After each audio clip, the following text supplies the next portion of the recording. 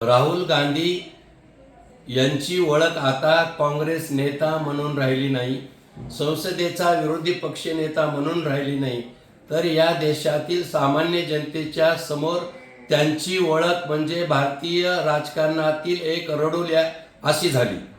जनतेनं कौल दिल्यानंतर मान्यच करायचं नाही आणि लोकशाहीवर शंका घ्यायची हा त्यांचा मूळ स्वभाव आहे।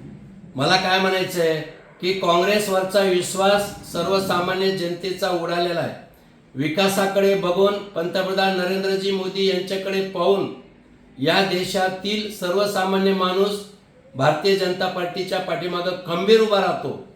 पण काँग्रेसचा पराभव झाला की मताची चोरी झाली, सीटाची चोरी झाली, अशा पळवापळवी केली, सरकारची चोरी झाली, अशा प्रकारचं बालिश राजकारण राहुल गांधीचं आहे। आणि म्हणूनच आता त्यांच्या वक्तव्याला सुद्धा खऱ्या अर्थाने या देशातील सामान्य माणूस वैतागून गेलाय।